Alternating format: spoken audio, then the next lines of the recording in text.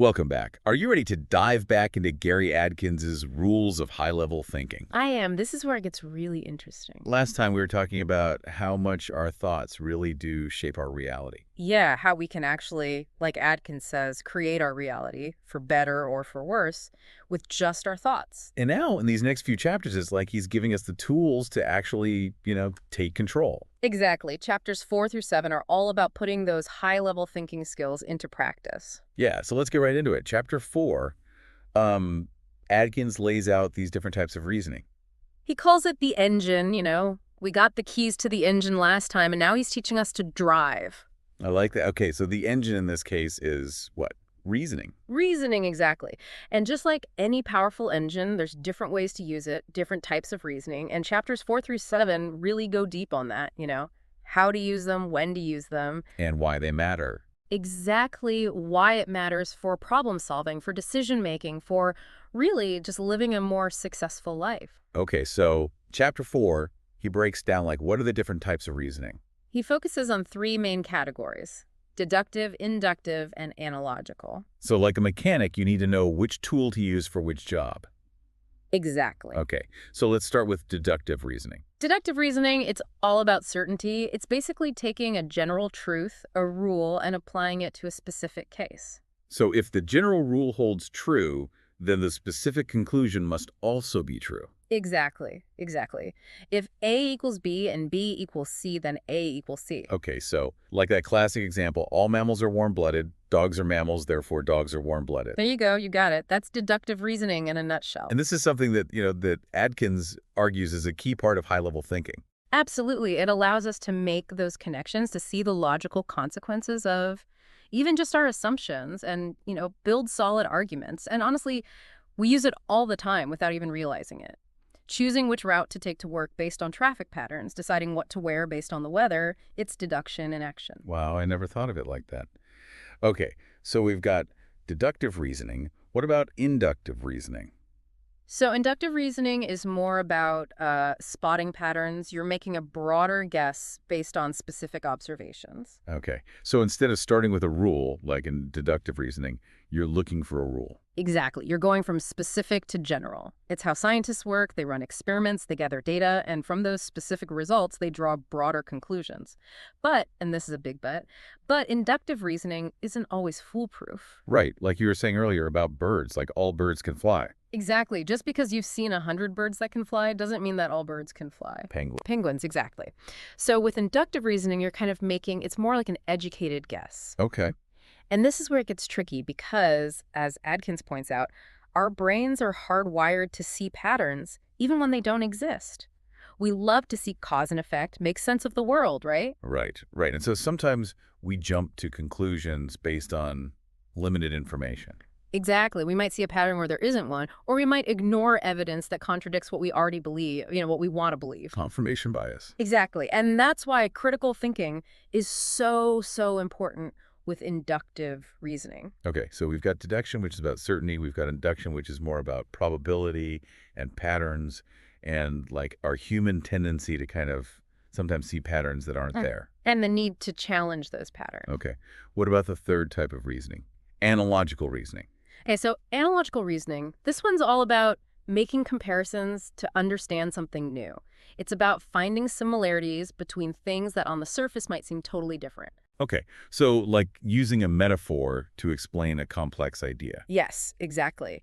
And Adkins gives this great example in the book. He compares a cell to a factory with all the different departments or organelles that carry out these specialized functions. So the nucleus is like the control center, the mitochondria are the powerhouses. Exactly. I love that analogy. It makes biology so much easier to understand. Exactly. Analogies help us connect the dots. They make those unfamiliar concepts less daunting. It's like building a bridge between what you already know and what you're trying to learn. Yes, and that's what makes it such a powerful tool for learning and for understanding. It taps into our innate ability to learn through association.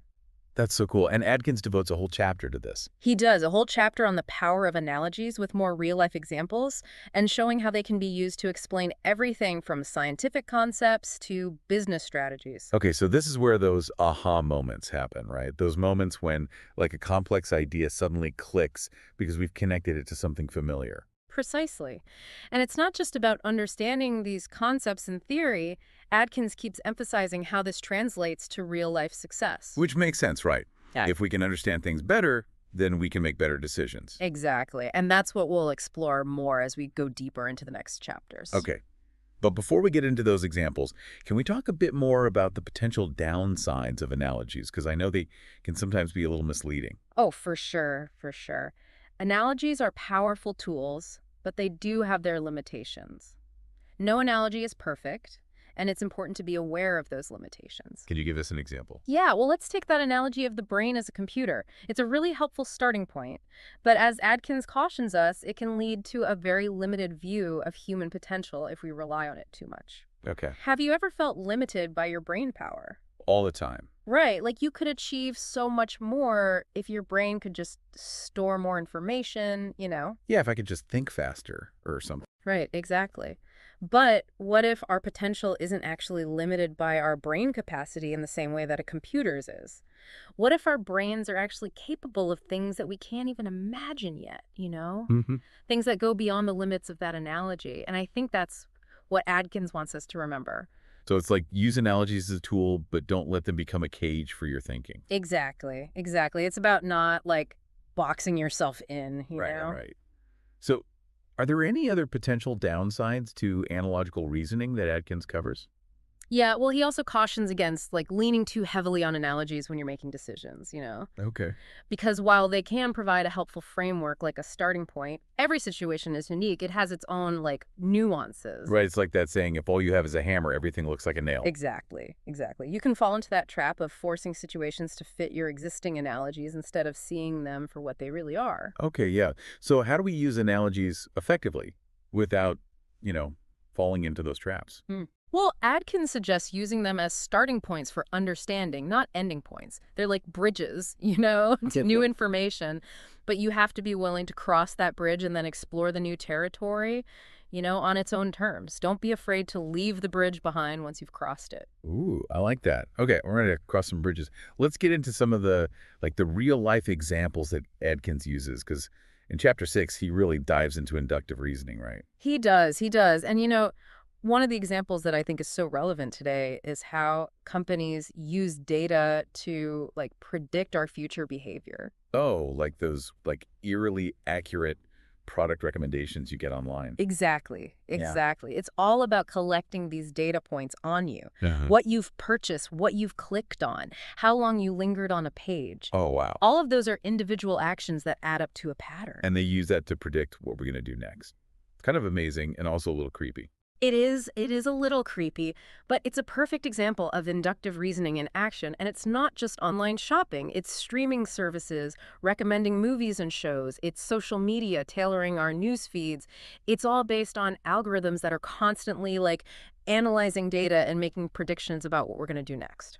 So understanding inductive reasoning can help us see through some of those marketing tactics and maybe even regain some control over our online experiences a little bit. Totally, totally. Once you understand how those algorithms work, you can start to see the patterns in your own behavior and make more conscious choices about what you're clicking on, what you're buying, what information you're consuming. That's empowering. Yes. Now, I'm really curious about Chapter 7 because Adkins uses a legal example to illustrate deductive reasoning, right? Yeah, he talks about how lawyers build their arguments in court using deductive logic. It's good. It's like something out of a legal drama, right? Imagine a lawyer standing before the jury, presenting a case.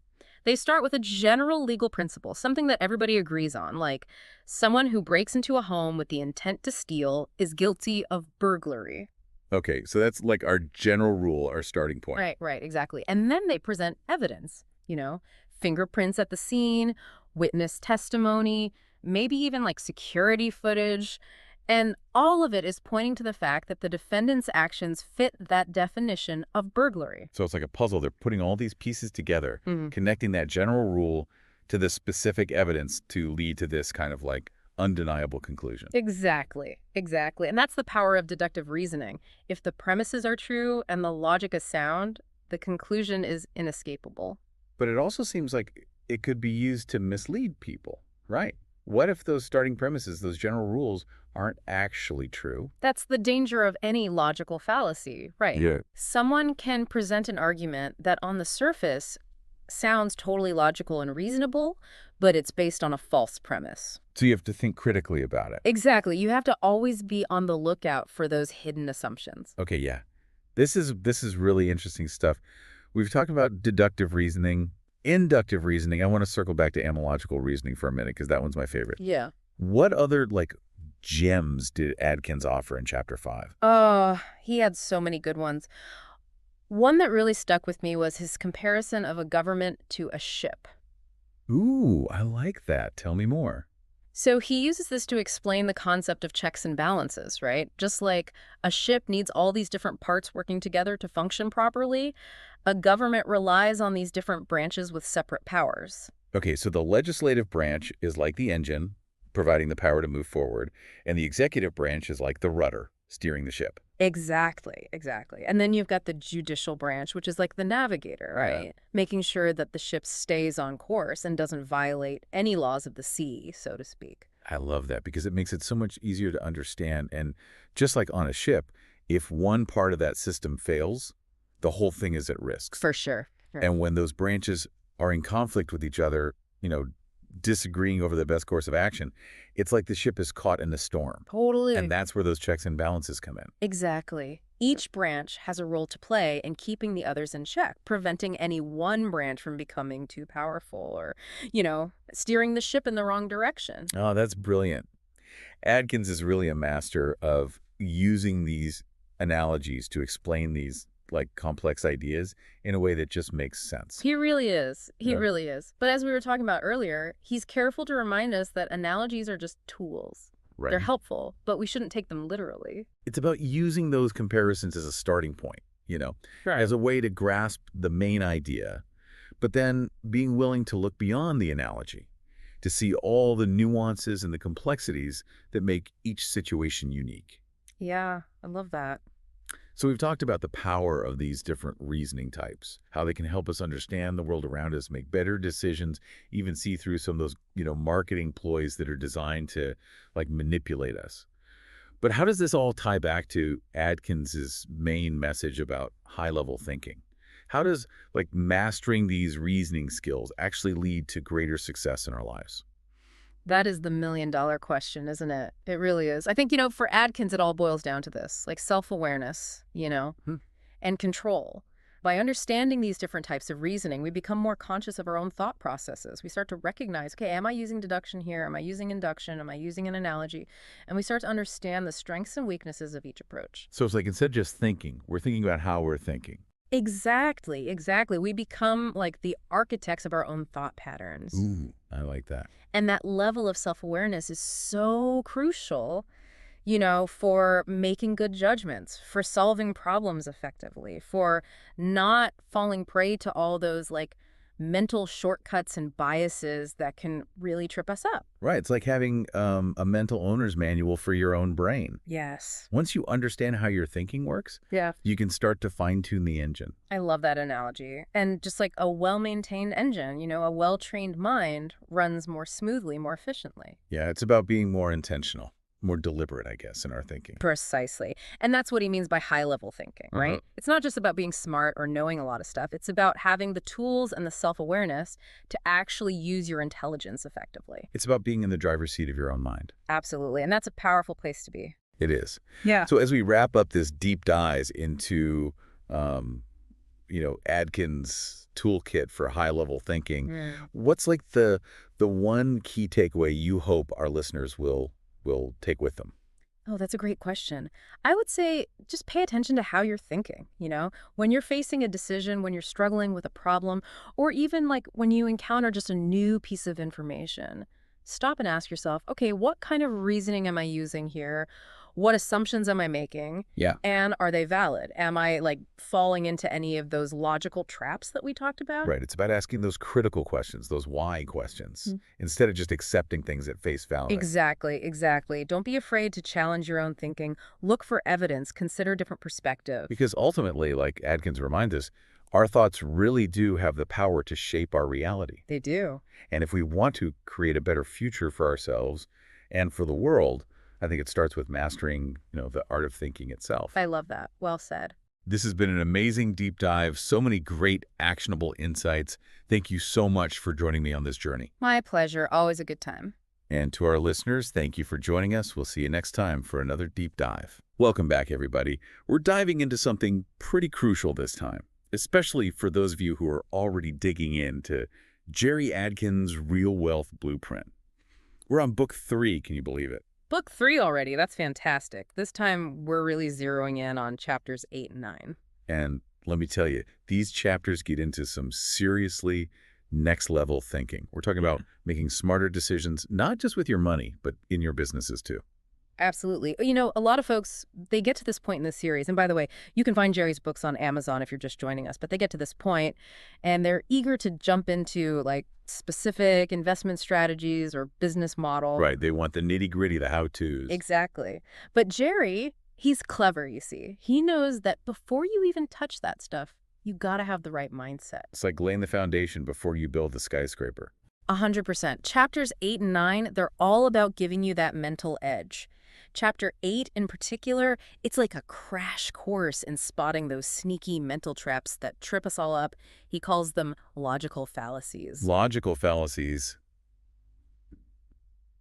Sounds kind of intimidating, to be honest, like something you'd study in a philosophy class. It might sound that way, but trust me, it's far more practical than you think.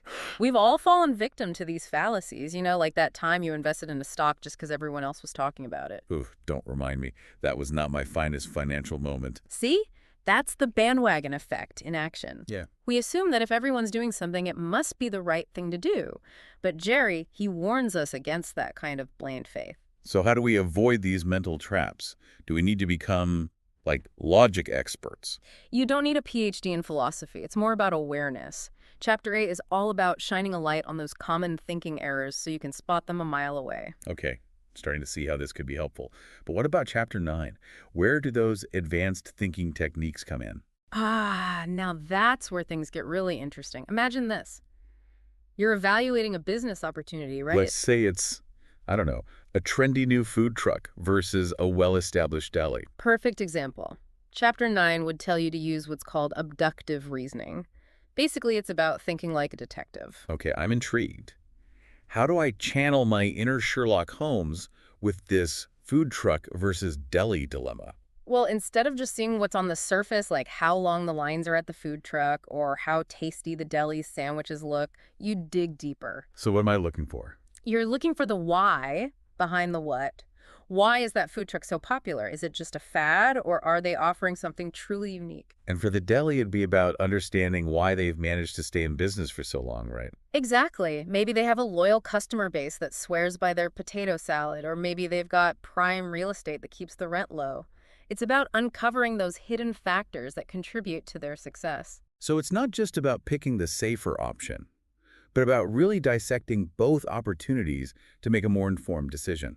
Precisely. It's about being thorough, being strategic, and stacking the deck in your favor. So it's about looking beyond the surface, thinking like a detective. I like it. What other mental ninja moves does Gerry equip us with in Chapter 9? Well, he dives into this cool technique called argument mapping. It's all about getting organized visually so you can build a rock-solid case for your decisions. Argument mapping. So are we talking like drawing out flowcharts and diagrams for every financial decision? Sounds kind of intense. You could. But really, it's about bringing more structure to your thought process. Say you're wrestling with a big financial decision, like refinancing your house. Oh, yeah. That's a big one. Yeah. Lots to consider there. Exactly. So with argument mapping, you'd start with your main question in this case, should I refinance? And then branch out from there. On one side, you list all the potential benefits, like lower monthly payments. Okay, yeah, that's the dream. Lower payments, who wouldn't want that? Right. And maybe it means you could pay off the mortgage sooner. But here's the thing. You got to look at the flip side, too. That's where the real power of argument mapping comes in. So you're saying don't get blinded by the shiny benefits. Yeah. Make sure you're accounting for the potential downsides, too. You got it. So on the other side of your map, you'd list those potential downsides. Like, those closing costs can be a real drag. And then there's the risk that interest rates could jump up in the future. It's like you're forcing yourself to play devil's advocate with your own decision-making. I like it. Exactly. And the best part is, once you've got those arguments laid out, you can start weighing them more objectively. Maybe the closing costs seem scary at first, but then you research ways to minimize them. Or you factor them into your budget and realize it's still a net win in the long run. It's like pre-planning for success, anticipating those bumps in the road before you even hit them. 100%. It's about making more informed, strategic decisions, whether you're dealing with a mountain of debt or just trying to figure out where to invest your next paycheck. This is great. So we've got abductive reasoning, argument mapping. What else is in Gerry's toolbox of mental tricks? Well, he also talks about something called metacognition. Now, that might sound like a mouthful. It does sound kind of intimidating, yeah. Yeah. Like, is this going to require a brain scan? No brain scans required, I promise. It's simpler than it sounds. Basically, metacognition is just thinking about your own thinking. Thinking about my thinking. Okay, you're going to have to break that down for me. It's about becoming aware of how you make decisions, especially when it comes to money. We all have these biases, these little voices in our heads that can sometimes lead us astray. Oh, tell me about it. Like that little voice that whispers, treat yourself, when I'm trying to stick to a budget. Exactly. Or that voice that says, this investment is going to make you rich, when deep down, you know it's probably too good to be true.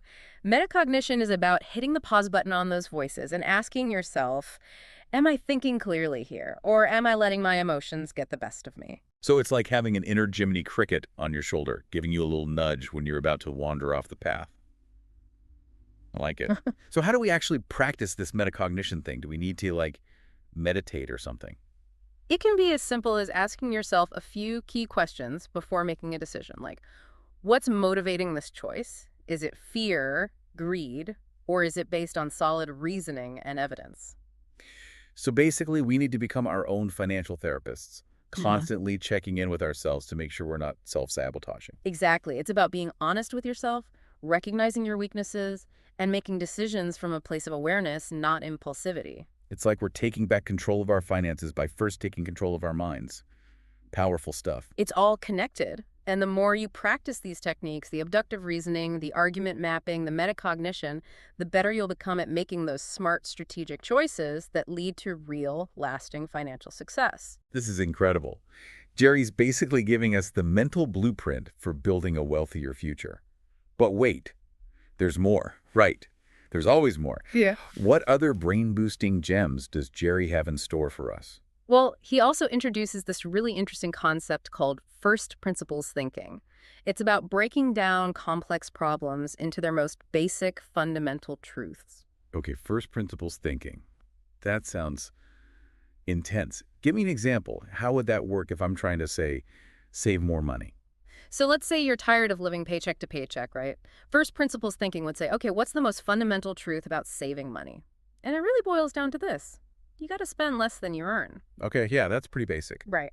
But sometimes we get so caught up in the complexities of budgeting apps and investment strategies that we forget about the simple math of it all. So first principles thinking is about getting back to those core truths and building from there. So it's like hitting the reset button on your thinking.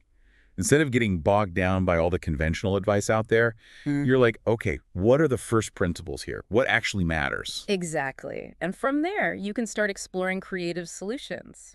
Maybe you challenge yourself to negotiate a better rate on your car insurance, or you find a side hustle that brings in some extra cash. It's like you're freeing yourself from those limiting beliefs about what's possible. You're like, okay, I'm starting from scratch here with a clean slate and an open mind. Exactly. And that kind of thinking, it's not just about money. It can revolutionize the way you approach any problem, any challenge.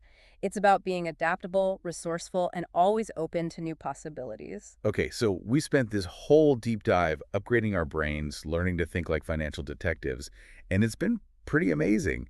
But where do we go from here?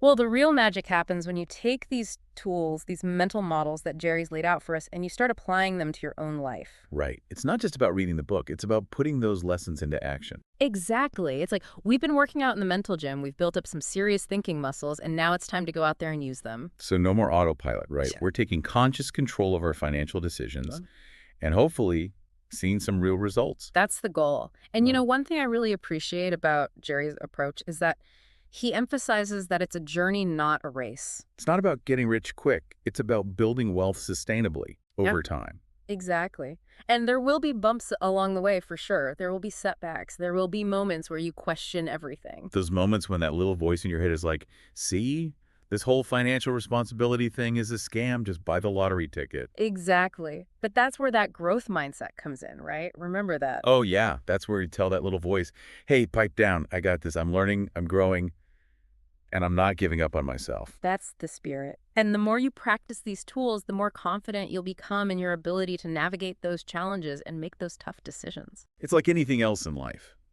The more you do it, the easier it gets. 100%. So don't get discouraged if it feels a little overwhelming at first. It's a process. And remember, you don't have to do it alone.